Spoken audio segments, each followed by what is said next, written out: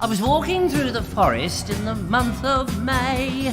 The breeze was blowing and the trees did sway. I heard a rustle in the underbush and watched as a badger ran out with a whoosh. He stepped right in front of me and I heard him say, I sat on a ferret the other day. I was sitting in the county park eating chips. The sun was blazing, rabbits licking their lips. I heard that rustle from the flower bed. Same old badger romped out of the shed. He zipped to me across the lawn and thrust a paw up to stifle a yawn and said, I sat on a ferret the other day. I sat on a ferret whilst eating hay. I sat on a ferret, didn't you hear me say? I sat on a ferret the other day. I was working in the forest, chopping wood, stacking logs, feeling generally good. Again that rustle made me glance around. By now it was a familiar sound. The badger just grinned. You know what he said? I sat on a ferret the other day. I sat on a ferret the other day. That's true. I sat on a ferret the other day. Well, I don't know why he's telling me this. I mean, he came up to me out of nowhere, just out of the ground. Suddenly, there he is in front of me. I sat on a ferret. Well, that's nothing to do with me, is it? It's your lookout. If you want to sit on a ferret, entirely up to you. I mean, please don't keep nagging me, pestering me. It's a ferret. Who wants to sit on a ferret anyway? Horrible little smirky little creatures. I wouldn't have if you paid me.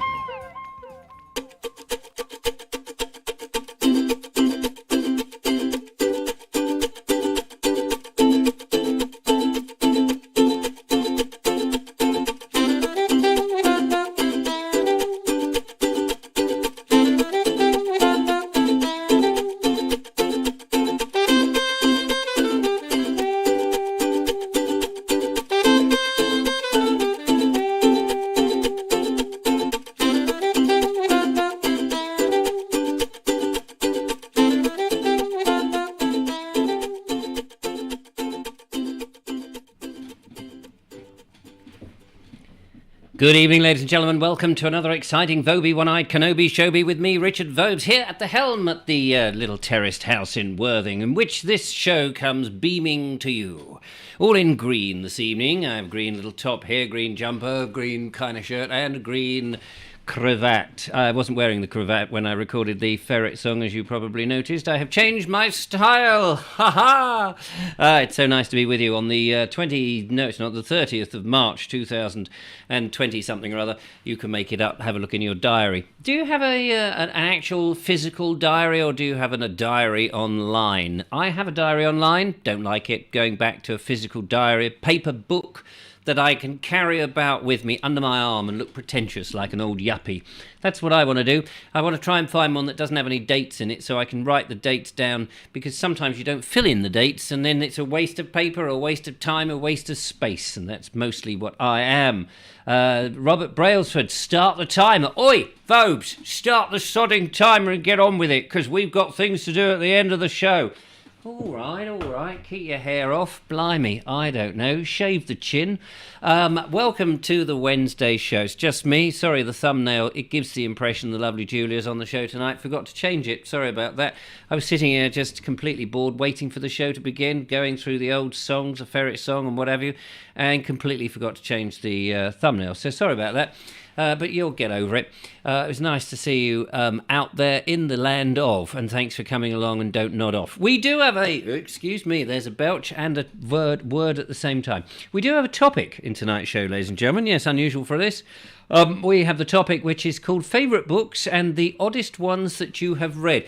The reason that I suggested this as the topic, and have actually done the topic, and put the topic forward as a topic in which we can speak about the topic, is because I like chocolate with hazelnut in every bite. No, that's not the reason. I've just finished. The lovely Mark Burgess sent to me a book called what the hell was it called? I've just finished the thing. You Can't Do That by Kingsley Amis, or Kingsley Amiss, you might say. Anyway, I've been reading it in fits and starts. It was sort of set in the 1930s, late 30s. And then it goes through the war, and then it ends up sometime in the 50s. It was written, I think, in the 70s. And it's interesting because it gives you a sort of snapshot of the different time period of what people were like, the type of way they dressed, the sort of things they spoke about, and their moral codes, which was interesting of those times. And but I've just finished it now. It's taken me a long time because I read about 4 or 5 different books all at the same time. Not at the same time, but what's that word? Contiguously. It's an interesting word. Somebody's ringing up already, and I haven't even set the phone lines going. Somebody keen. I don't know whether to answer it or not now. Just hold your... sorry, I've just cancelled the call. Just hold your horses just for a second, whoever you are, please, because I want to get cracking on this and just want to finish my point before you ring in. It's very kind of you and all of that, but please hold your horses. Here we go. It's going to start up again. The panic to get through to the show. So I read this book, but it came to an end, and I just thought, oh... That was a bit it was a sort of unsatisfactory end, really. It was one of those books you go, And he wrote Lucky Jim, which I enjoyed reading, and they made the film with Ian Carmichael, and I enjoyed watching that. And the film was very true to the story of the book, which was nice to see for a change, not being embellished or changed or all that kind of stuff. And then I read a couple of other of Kingsley Amis books, and I was thinking... okay. And then this was one of his later books, and he's written several, and I was enjoying it. But the end it was as if he just went, oh, I don't know, the end. Next. And I just thought, I think I've wasted my time with this author. It was a complete waste of time. So anyway, there we are. That's my book, The Oddest Book. Not necessarily The Oddest Book, but that was the reason for putting it up. So I'm interested to know if you've had some very strange ones. So Kerry Baldwin there. I've just read The Tattooist of Auschwitz. An amazing story. With a title like that, it's very intriguing. I wonder where he got his ink from. Lynn B says, my favourite book is The Wolf, or The Waif, I beg your pardon, by John Stroud, a novel set in London in 1880s. Couldn't put it down. The Waif. Oh, right, set in there. When was it written? Was it written at the same time? Or is it a modern book looking back? Be interested to know. Fantastic. You have to ring us up about it. What's your oldest book, Richard, says Steve Mitchell. Well, there's a thing. It depends, isn't it? Whether it's a copy of an old book... or whether it's the book itself is ancient. I have got some old books. I can't remember what they are. Probably my oldest one is 1834 by that very famous and rather lovely writer who wrote these stories in Sussex. But I'm not often allowed to mention his name for reasons of whatever. But somebody no doubt will. So that sounds like it might be difficult to read, says Julia Hartley. Yes, it's very difficult to read. Oh, what is this? Brian Jeffrey says, how to improve your memory, but I can't remember where I left it. There was a book, what was his name? Not Harry Lorraine. Was it Harry Lorraine who wrote How to Improve Your Memory? He wrote one of these sort of brain things in the whatever. PM, ? Says Philip Mercer. Yes, you've got it. Absolutely. Thank you very much. Pam says, one of my favourite is Dust to Dust by Mavis Budd. There's a nice name, isn't it? Mavis Budd. Mavis? What else have we got there? Any other interesting books? What got people there saying? Let's have a look. Late Parade again. Okay. A bit late. Oh, people excusing themselves. That was a quick change, says Sean James. Not quite sure what you're talking about. Anyway, so there we are. Favourite interesting books that you've read, books that have influenced you, or oddest books. Weirdest book I ever read was Catcher in the Rye, says Mr. Bazzy B. That's interesting. And Sean O'Brien says, I don't like book. I can't understand why people would ever say they don't like books. I mean, that I don't really get it. I mean, if you have an impediment reading, I don't really understand. I mean,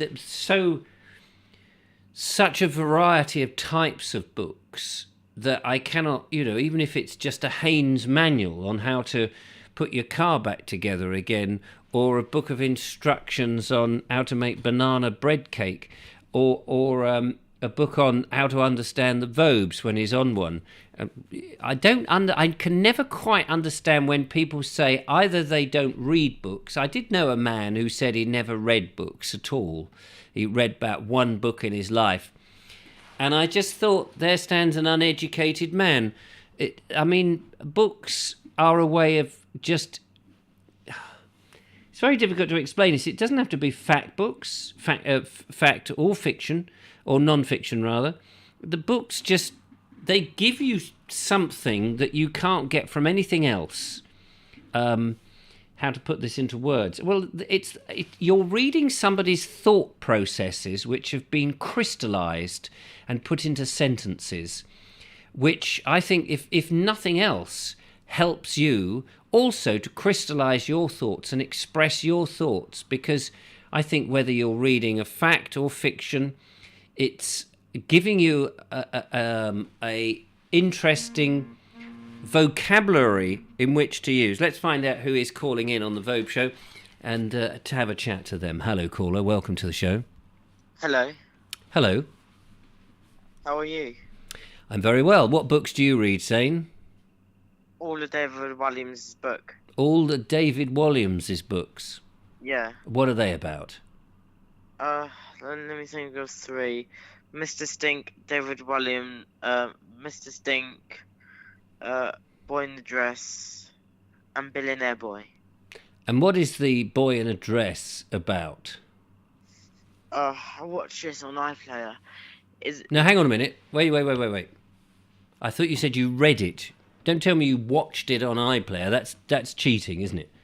Yeah, it's got a film about it as well. Okay. So what other books have you read? A book about green power, like electric cars, basically. Oh, okay. And that's about electric power and the advantage of using electricity over the combustion engine, for example. Yeah, because at school we have this club called Green Power, and we go to Thorny Island, Goodwood, and a couple of other places. Have you read The Hobbit? No. Have you read Swallows and Amazons? No. Have you read any Charles Dickens? I don't think I have. Have you read any Shakespeare? No, I don't think I have. Do you have a lesson called English? Yes. Do you read books in English? Yes, and I've got a really, really good one called Holes. Holes? Yeah. What's that about? It's like little, like children, like teenagers, like dig holes and look for and stuff. They look for what? Look for for treasure. Okay, and do they find any treasure, these like teenagers? Yeah. Yeah, you have to Google the book. Why? Can you not tell me about it? Is it a secret? No. No. No, I can't remember what the book is about. Have you read Of Mice and Men? No. Down and Out in London and Paris? No. Animal Farm? No. Hunchback of Notre Dame? No. This is a bit of a posh school you go to, isn't it? You're 15, aren't you? Yeah. And so far you've told me you're either reading David Williams' books, which I would have thought were for 10-year-olds, and something about teenagers digging for holes. Yeah. Well, there we go. What is the most peculiar book you've read? All about football. All about football. Well, that would be peculiar. Ever heard of Geoffrey House. What was his name? Geoffrey Houseman, I think it was. He wrote a book called Rogue Male. Ever read that? No. That was, I can't remember when that was written, probably in the 50s. I read that when I was 15. We had it at English. Yeah. We had to study it. Do you have books at school that you have to study and write essays about? Yeah. What kind of books are they, apart from this one about holes? I just learned it. You've just learnt it. Well, you'd be able to tell me then. Yeah. Land of the Slaughters. Land of the Slaughters. Yeah. Sounds interesting. What's that about? It was this land. I also learnt all about landlady as well. The landlady or something. When you say you've learnt all about her, what is there to know about the landlady? She owns a bread and breakfast, like a hotel. Wow, now that would be really interesting to you because you live in a hotel. Yeah. So you probably read that thinking, oh, this is interesting because here am I, a 15-year-old kid. I live in a hotel in Worthing, in a provincial seaside town, a resort that once was at the height of the period in the Regency when people would come down from London and they would bathe and they would stay in this wonderful palatial hotel that I now live in. Aren't I ever so lucky? And there's this landlady in this book that... where is it set? In Bar. In where? I can't remember. Right. Is it by the sea? No, I think in Bar in another country. Oh, I see. So okay, so she's in Bar, wherever that is, and and she's and she's a landlady. So is there anything about the book that is similar to your life and your hotel? I don't know. I'll take that as a no then. No. Oh, well, it's interesting, though, but there you are. You know, it's a similar sort of thing. I would have thought that would have piqued your interest, but clearly not. Was any football in the book? No. No. No. No. Oh, well, never mind. Okay, well, thank you, Zane. We're talking about books tonight, so we can't talk about football. So we're going to move on, if that's all right. Yes. Fantastic. Is there any videos tonight? Yes, there are some videos, indeed. They'll be played a little bit later on. None of them contain football. You know Monday's show. I was trying to look for the email. Yes. If you look in the description on YouTube for this show, it tells you how to send in a video. You send it to me, and it'll give the email address. But you go on a website to send it, so I don't get my email box filled up with megabytes of video. Okay, I will do it. Look in the description. You'll work it out. You're a bright boy. Oh well, and can you play it tonight? No, I can't play it tonight because I have to have it before. I have to have it at least an hour before the show. So send it in before Friday. You've got a chance to have it shown, as long as it's not about football. I'll talk to you soon, Zane. Ta-ta. Bye-bye. Okay. Bye. Bye. There we go. That was Zane. Fantastic. There we are. Nice to know, isn't it? An interesting insight to posh schools and the sort of books that you can read.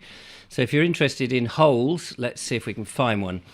And we have another phone call. Let's hope that's not somebody ringing back. Hello, caller. Welcome to the show. Hello, it's Sean from London. Ah, Sean from London. Have you heard of Mice and Men, Down and Out in England and Paris and all these other books?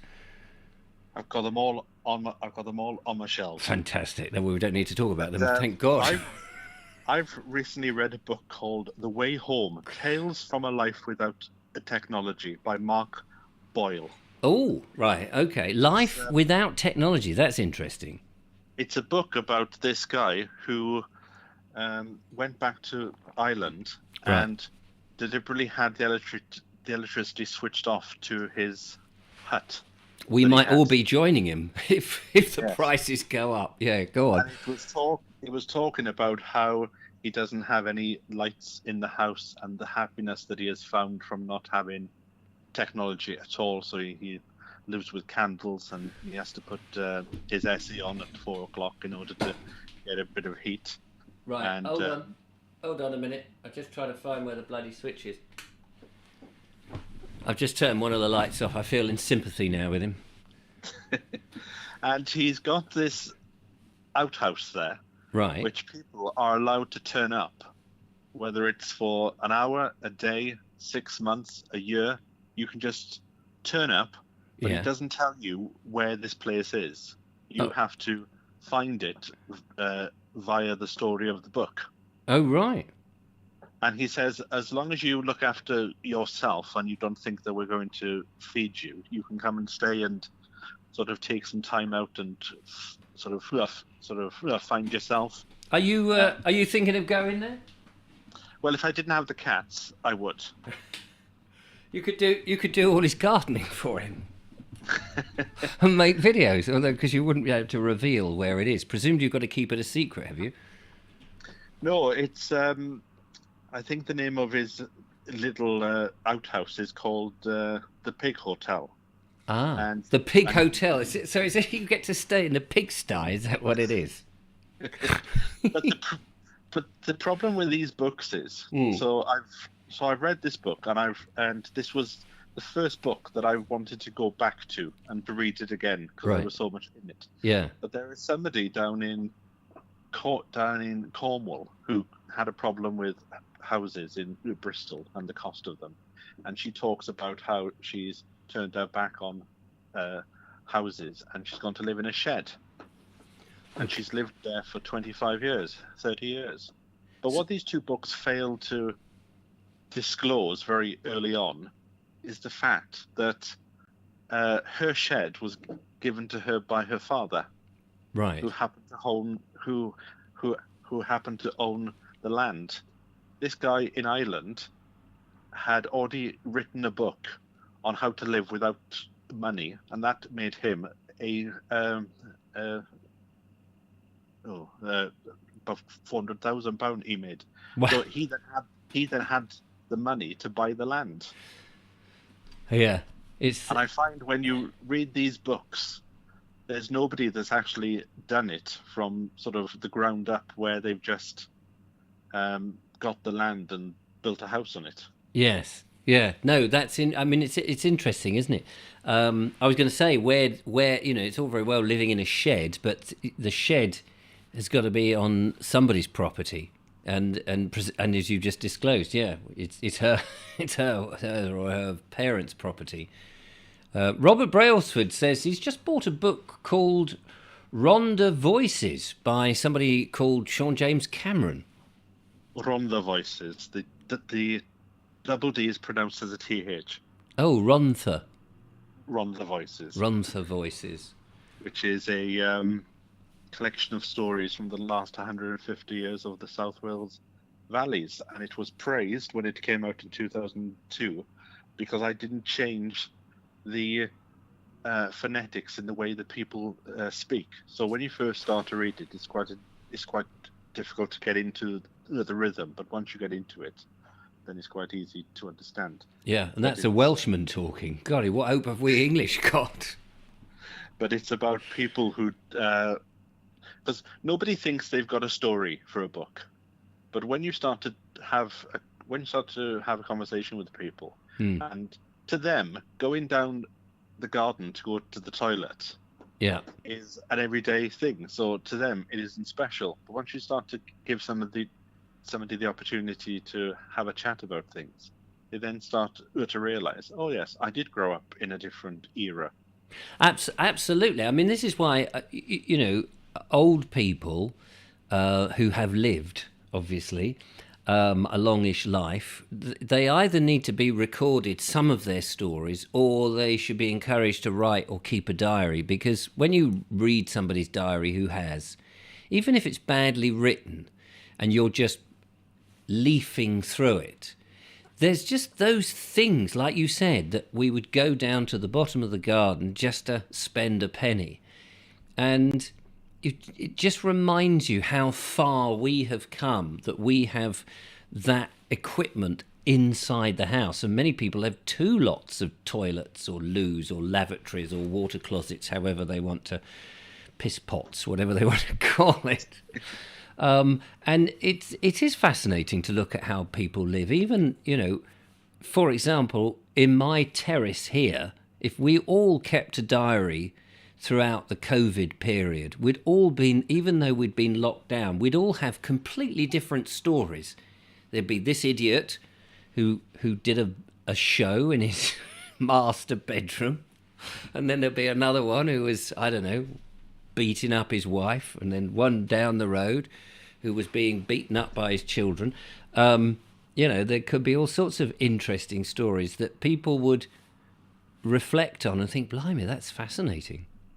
Well, I went to the Royal Horticultural Society, the library section, because I wanted to go and research an old Victorian gardener. So I had the opportunity to actually see his diaries and turn the pages and to feel it. And I said, and I asked her the question, sort of, what were they doing at the moment? What sort of things were they trying to find? And she said to archive things now is an extremely difficult job, and they still haven't worked it out. Do you just archive a text? How do you just archive text, or do you keep an email? Whereas back in the old days, everybody kept a book, kept a diary, diaries and letters. Whereas I can have a conversation with you on several different devices, and it's how on earth do you try and collate all that? Yeah, and is it worth it? I guess a snapshot of people's conversations will be interesting in 100 years' time, and somebody, the irony will be, of course, somebody will go sift through yours and I WhatsApp message exchanges and videos and things, and will turn that into a book that you turn the leaves of the pages, and so that it makes sense. Well, it's like we've just lived through 2 years of sort of history, and I'm already finding at the moment when I have conversations with people, I completely forget things like if you did that we didn't have food for 3 or 4 days. Yeah. Because if you lived from day to day, where you go to the supermarket every day, I went for a week where I didn't see eggs.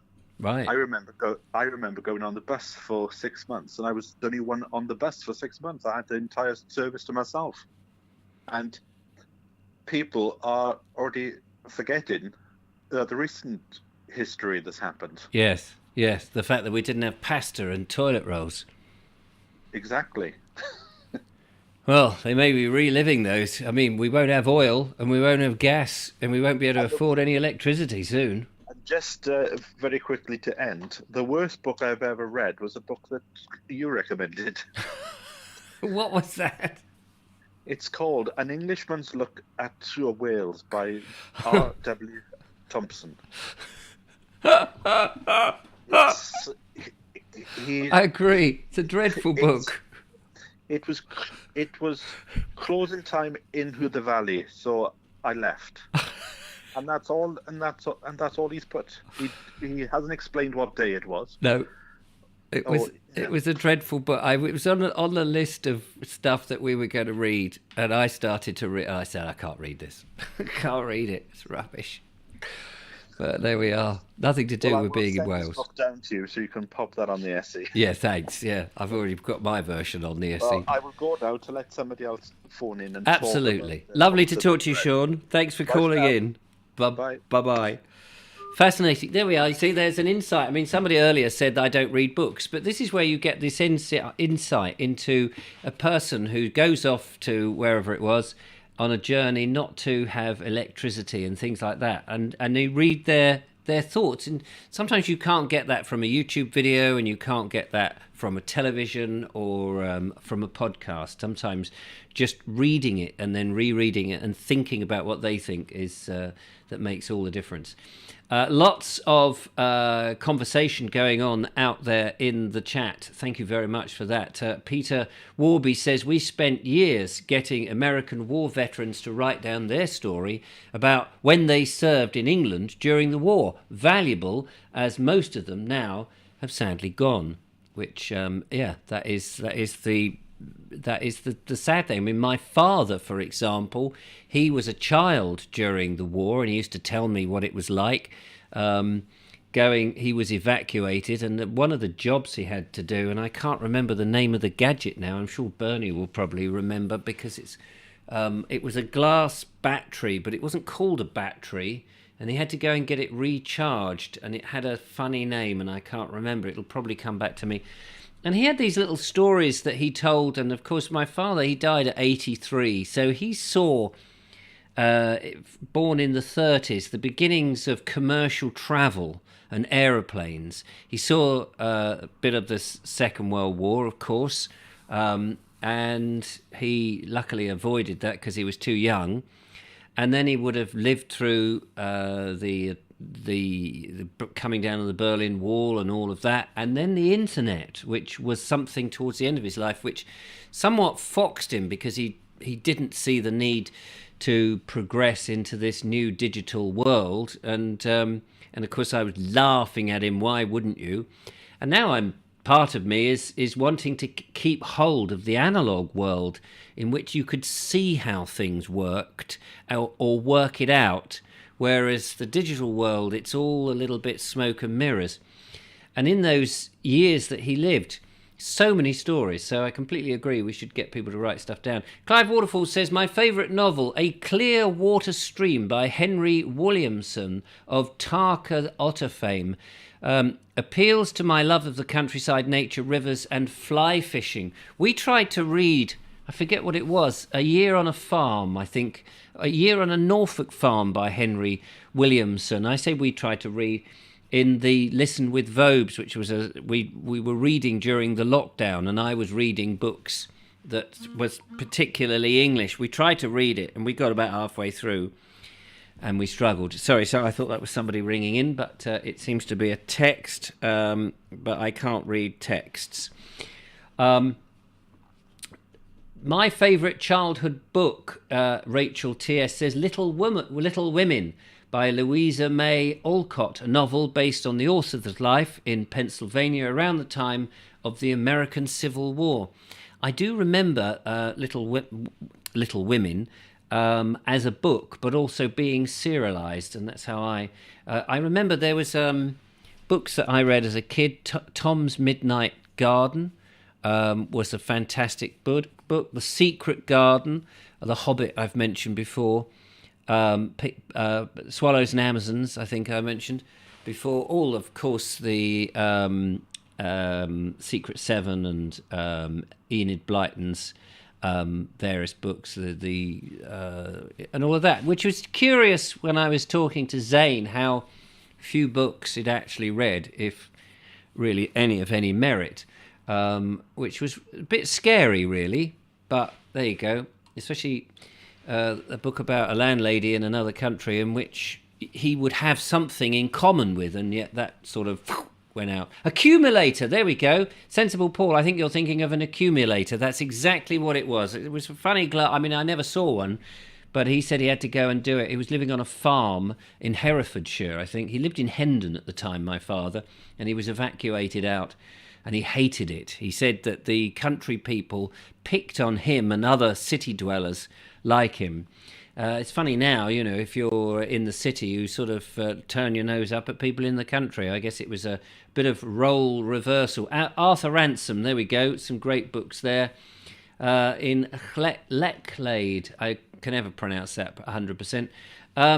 Linda Kane says, I love Narrowboat. Yes, we read that by R.T. Rolt. But she says, someone else has my copy, I think. Yes, I believe somebody does have it. I wish only we could find it. It's probably on the shelf. It's probably still on the shelf here. I haven't got rid of it, Linda. You're very welcome to come along with the magnifying glass and go through the books and find it and take it home. It's got a lovely cover to it, so I know which one yours is. Ray of Hope says accumulator is an old name for a lead acid battery, or a Lechance. That sounds French, is it? Lecanchi cell. Excuse my French, it is French. There we go. Kerry Baldwin says, Swallows and Amazons series I didn't read till 25 years ago. Other half introduced me to them and I love them. Yes, we used to love that with a good old Titty. I think they've renamed Titty, haven't they? Because you can't call somebody Titty now, apparently, because it obviously reveals that she might be a woman. And politicians, it seems, particularly those of the Labour Party, seem to struggle with what a woman is. But let's not get into that. I went to a rave in Lechlade in 1992, says... I can't pronounce your name at all. Cry for Joy. Thanks. It's cryptically spelt there. And Station Master's Choice and Walker Mentries and more says... Oh, he's talking to somebody else. The Let's Paint Club says, I struggled with reading as a child, hardly read anything at school. I love books now, autobiographies and biographies, as I'm a nosy person and like to know about other people's lives. One of the things is that teachers, I don't know whether they still do this or not, or they ought to, and that is read to children, reading to children, being read to, so that you can conjure up. You haven't got to deal with the words in front of you and do that awful business of deciphering, but you can listen. And if you have a very good reader, we had one good reader teacher who read, Mary Crisp, her name was, at Forest Boys when I was there. The other teachers were a bit rubbish at it. But Mary Crisp, who also was in the drama department, she could read. And she would elocute, that's not the word. She would bring these stories to life, whatever they were, with voices, with pace, with tone. She would colour the whole thing. And it was absolutely... amazing. And you get somebody who can read, which is why I got into listening until fairly recently, a few years ago now, Radio 4, because listening is such an amazing skill and it takes time to develop it. Connor McLeod says it's all about phonics now in school with reading, or phonics, I suppose that should be. Yes, I never really understood what that means. Because I don't think kids are supposed to use their phones in school, are they?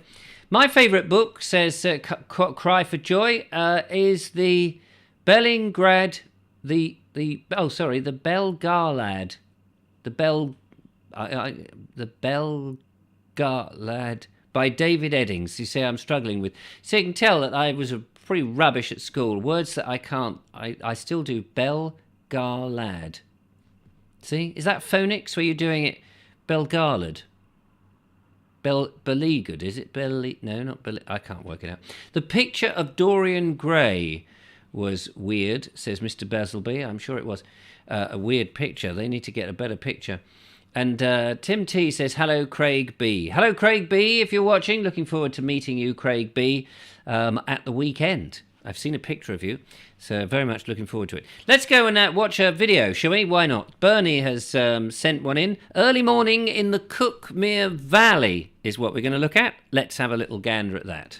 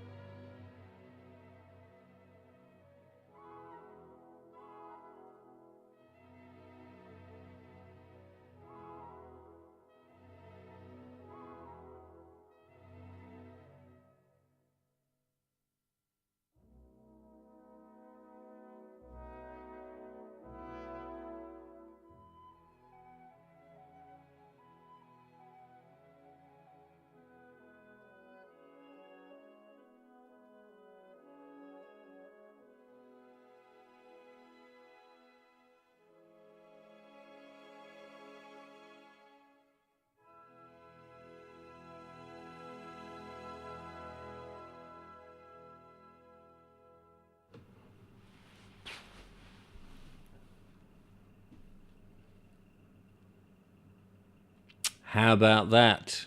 Bit of Peer Gynt there, I believe. Is that Peer Gynt with Morning? And I gather that it's actually on the YouTube thing, so there will be no copyright. And if there is, I will get on it and find out why. Some lovely stuff in there, Bernie. And it was interesting near Alfriston. I remember walking around Alfriston and reading about the Market Cross, probably in 2017 or something. And if memory serves me right, the Market Cross had been there for, I don't know, since the Middle Ages and whenever. And a vehicle in the 1960s, I think, backed into it or knocked into it going through. And that's why there's some of it fell down and they put it back together and there's some bits added to it, if I remember rightly. I can't quite remember. I was thinking, actually, just there were some lovely shots. Now, I don't want to criticise the videos that people send in, but I'll just say this as a helpful critique, not trying to belittle anything. But you did a moment there, Bernie, with those cows. You've got an amazing zoom on your camera, as everybody knows, and we admire it. But you got in there and you zoomed in, and the light was so lovely. But you didn't hold it. It was there for just this split second. And then you zoomed out again. And if I can just give you one tip, and it's not for me to say how you should make your videos or anybody's make their videos, but if you are going to, zoom in and get a shot, hold it. Hold as steady as you can. I know on a Zoom, of course, it's going to be wobbling about. And then cut to something else. Don't zoom out again. Do it however you want, but there's just a bit of advice. You got in there, and it was such a lovely thing, and I wanted to see because those cows looked lovely, and the whole scene was beautifully lit and everything.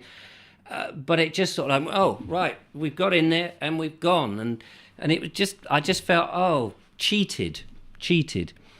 I might do a thing, just thinking of that. If you can bear it, where you send in a video. And we know that it's going to be for this particular purpose, in which I give a positive being the operative word, critique on the overall video and offer some advice how to improve your technique and make them better for, bigger audience, if that's something you want. Otherwise, just carry on sending them in and I'll keep my mouth shut. Because sometimes I feel like, just if only you did this, it would just be just that tad better. But it's hard for, I don't want to tread on anyone's toes. And we know we had a phone call where someone was extremely rude about the videos, and it's not for me to criticise the videos. You send them in, I'll play them as long as I don't think they go on for too long. And if they do go on for too long, then I'll stop them. And that might be the case with the other video that we've got, if we've got time, which we may or may not have. Sean James Cameron says, if you would like to share your videos on the show, yes, he's telling you how to do it. Make sure they're under 4 minutes. Yes, 3 minutes is a sort of optimum time, but it doesn't, not exactly. And encode at 1240 by 720p. That's right. Send to richard@vobes.com via WeTransfer. Thank you, Sean. Yes, that's what we need to do. So there we are. Anyway, so thank you very much for that. But lovely to see all around Sussex early in the morning. Those early mornings reminds us, of course, that some people get up at extremely early o'clock in order to bring us entertainment. And we appreciate that, Bernie, very much so. Thank you very much. The Clouds were playing music, says Brian Jeffries. They certainly were. I think Brian Jeffries and David Vad are competing for the best puns on the show.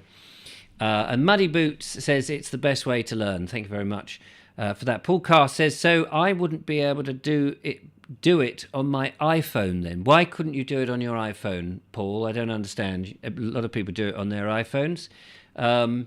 It's once you've filmed it, I mean, you might film it at 1080 or something like that, 1080p. It's just for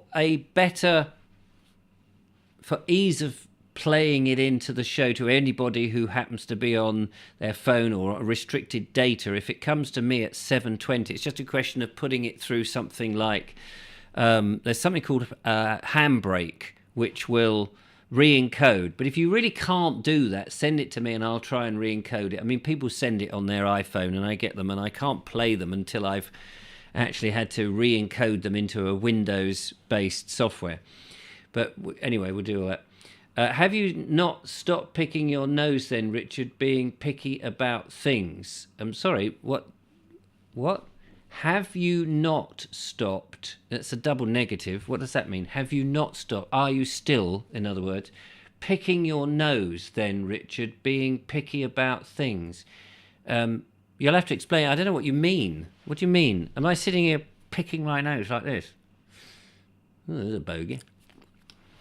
Tasty. I don't know what you mean, Alison O'Brien. Explain. And it was just an offer, you know, it wasn't aimed at you necessarily. I don't know what you mean. The cows were musing over whom was filming them today. There we are, Mark Burgess.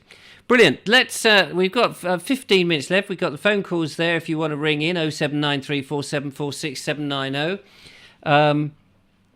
It would be interesting if you've got any more odd books or books that perhaps that you've got on your wish list that you want to buy or would like to read. There's many books I would like to read, such as, I would like to be able to say that I've read the complete works of Shakespeare, but I have to confess that I find Shakespeare difficult. I didn't have a great English teacher, and we didn't do English when I had Mary Crisp, who I was talking before, who could read to us very well. And so I've always found Shakespeare difficult. Some books I'm just not interested in, but it would be nice to be able to say I have read War and Peace, and what's the something archipelago bloke? You know, the Russian bloke. The something Gulag. There's something about the Gulag and about. I'd like to have known that I've read that. I would like to be able to say I've read some Proust.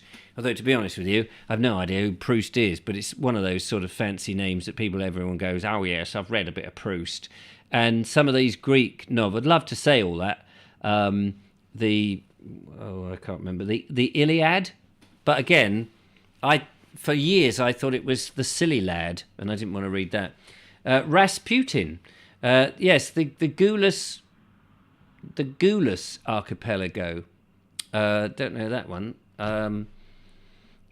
But that could be it. I mean, I can't remember. John Oliver says, I'm not a fan of Shakespeare. I teach drama. Dickens and the Brontes are our finest authors. Yes, I would agree. Here we go. Here's a phone call. Let's find out what that's all about. Hello, caller. Welcome to the... Hang on, I'm going to turn the knob up. Hello, caller. Welcome to the show. Good evening, Mr. Vobes. Good evening, Mr. Colonel Crag Ratty. How are you? Absolutely fine. Just a couple of books that I would recommend. Well, a book that I would recommend. Yeah. It's called The Worst Journey in the World. Oh, blimey. That sounds like fun. What's that about? It's by a guy called Apsley Cherry Gerard, and it was written after Scott's rather unfortunate trip to the pole where he didn't come back. Yeah. And Apsley Gerard was a young scientist who went along on the trip, and he actually went to in winter. Him and a couple of other guys, and the other two guys didn't come back. They went off on a 100-mile journey to go and collect some penguin eggs in the depths of winter, and it nearly killed them. Blimey. And because the scientists thought that penguins were these sort of halfway between animals and birds, and they thought that getting some eggs would help them solve how birds had become birds from animals. God, so they're amazingly dedicated then. You know, you've got this theory, but in order to prove it, you've got to go into the Antarctic. Yes. It was the other two guys were Bowers and Wilson. Of course, both Bowers and Wilson went with Scott to the pole and didn't come back. But the book, I mean, the paperback is about 1.5 inches thick, and it covers the whole expedition, but specifically his part in this journey. And he was also responsible, or one of the team that were laying the supply depots for the main pole journey people, and he always felt guilty because they had to leave their supply depot dumps not in the right place because of conditions. Right. And he always felt very guilty that they'd let the Scott and his team down, and he came back and had a sort of a nervous breakdown. Gosh, yeah. And his family and friends said, look, you've got to write all this down because, you know, to let people know what really happened. And he wrote this book, and it's an absolutely stunning book. So if you're into real life adventures and an interest in polar expeditions, it's one of the best books, I think, that's ever been written about Scott's journey. And what was it called again? The Worst Journey in the World. The Worst Journey in the World. Wow. By Sherry Gerard. Yeah, very, very good book. So you said there were 2 books. Well, the other book that I always find very handy is the current rock climbing guidebook that I'm using as I'm climbing. Right, and not literally as you're climbing. Not literally, but not one in. Lift. Look at the book before you start climbing. Because so what does it give you then? It gives you. It tells you the route. Right. Oh, I see. So it gives you a little picture of where the route goes. It gives you some hints on what might be there to catch you out, and it tells you the difficulty and the grade of the climb, so that it gives you an idea of whether you might be able to get to the top in one piece or not. So that's an extremely useful book to refer to before you make the climb. Oh yeah, well yeah, it's nice to know that you have a chance of getting to. You know, are there climbs in there? It says no chance, mate. Well, Don't even bother. I've got guidebooks in all sorts of areas of the country, and probably each guidebook I've got, I can probably only climb about 1 or 2% of the routes anyway, because most of them are. You look at them and you think, nah. So have you had a journey that is, for you, similar to the worst journey ever? Clambering yes, up. On one of my, I used to, for 5 years, I went up to Scotland in winter to do some winter climbing with axes and ropes and crampons in the snow and climbing up gullies and stuff. And on one occasion, there was 6 of us, and we arrived a bit later than we should have done. It was up in the Cairngorms, and there was quite a lot of snow. We walked for about 2 hours into the valley to the bottom of the climb. We then had to walk or scramble up about a 500-foot sort of steep icy slope, and we got to the bottom of the start of the gully climb, where you actually climbing up with ropes and axes, at about 11 o'clock in the morning, which was probably about an hour later than we should have been there. And we accidentally went up the wrong gully. Because it was all very confusing as to exactly where the route was. And we got about halfway up, thinking we were nearly there, and discovered that we weren't. So then we had to make a decision, because by this time it was about 4 o'clock in the afternoon, and this is winter, so it gets dark about 5. Yeah. And we knew that we were going to have to retreat, so we had to abseil and retreat back down this steep gully using ropes and axes and stuff to get us all safely down. While retreating, we got to the bottom of the gully, and then we still had this 500-foot sort of snowy slope to scramble down. And while I was doing this, because we were no longer roped together, I took a tumble and rolled about 100 foot before I was able to dig my ice axe in and rescue myself. We then got to the bottom of the slope, and then we had a 2-hour walk back to the cable car, by which time it was dark. And we got to the cable car at 7 o'clock in the evening, and the last cable car had gone at 5 o'clock in the evening. Oh, no. Then we had another 2-hour trek in the dark down a mountain bike track to get back to the car. Bloody hell. And we got back to the car about 9 o'clock in the evening, completely knackered and very, very much grateful to be alive. Yes, I should think so. Gosh. A bit of an epic retreat. But it didn't put you off. No. No, heavens, no. Went back next year and did similar stuff. Got up at 6 o'clock the next morning. We were already up there.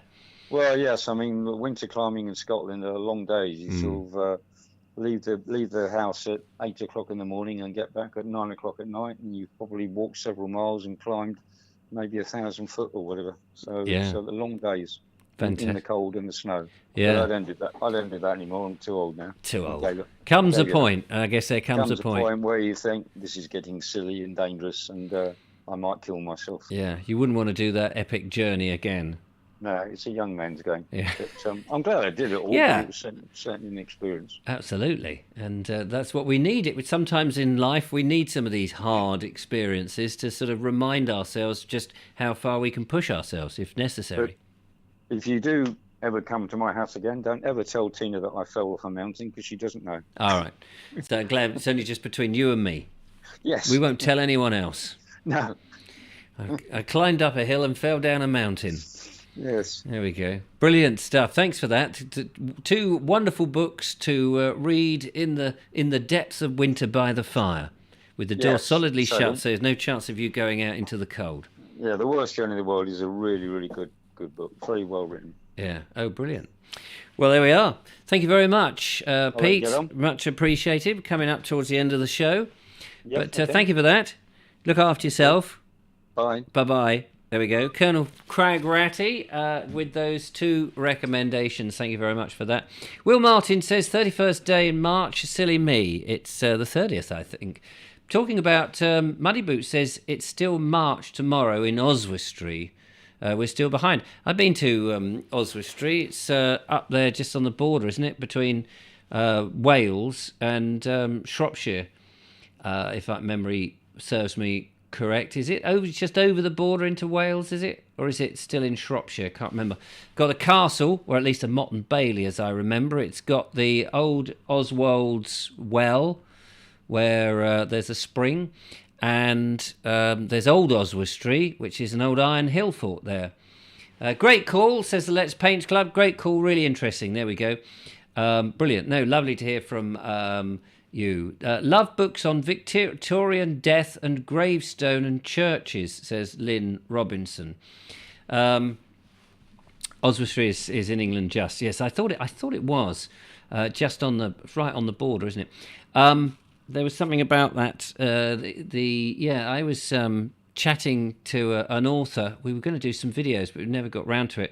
And he had written a book about the old plague pits in London, and how and every now and again, people are renovating buildings, and there you go, suddenly you realise this building that's being renovated or knocked down and rebuilt or whatever it is over a plague pit. Although a number of these plague pits, I think, if I've got this right, now are where they haven't been built on because people respected them, are school playgrounds or playing fields and car parks and places like that. It turns out because people didn't want to build anything on them, but you can park your car over them. Fascinating stuff. So there we go. Anyway, that's we're coming up to the end of the show. The ticker timer is coming to the end. I do have one more video, which I can just squeeze in for a couple of minutes. About 5 minutes long, but I'm just going to play only a few minutes of it. It's from Mick Byrne, and it's a mink eating a fish. But he basically just is one shot looking at this thing, and as I said before, if sometimes it's less is more. So I'm just going to show you a little bit of this, and then I'll have to cut it short, I'm afraid. And that's not it, obviously. This one is.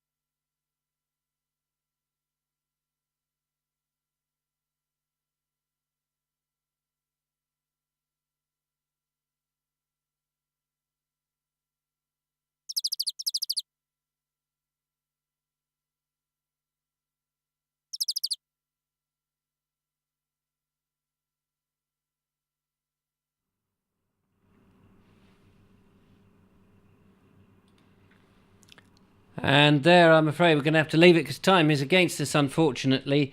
But there's another 3 or 4 minutes of that, which is lovely to see. So thank you very much, Mick. Shorter videos we can show, but when they're too long, I have to cut them down a bit. Brian Jeffries says, I have a water otter. I put water in the kettle and the water gets otter. Da-dum. Brilliant. Love the jokes. Keep them coming, Brian. All good fun. That's it. Thanks very much, ladies and gentlemen. Have a nice evening, whatever you're doing. Back again on Friday. We'll be shortening the number of shows we do per week. The Wednesday show will be taking a rest as we get into spring and summer, so that I can get away and do some other touring around in my van and do the Bald Explorer. Tomorrow there is a Bald Explorer video coming up. It's a bit of a lame one about renovations in the Vobes house, but it's there if you're interested. You may want to give it a pass, I don't know. But anyway, that's it from us. Thanks for watching. Take care, look after yourselves, and I'll see you on Friday. Ta-da for now, bye-bye. Big thanks to Judith, big thanks to Julia, and a big thanks to Sean. Big thanks to you guys for watching, and of course to Bernie and Mick for the videos. Till next time, toodle pip.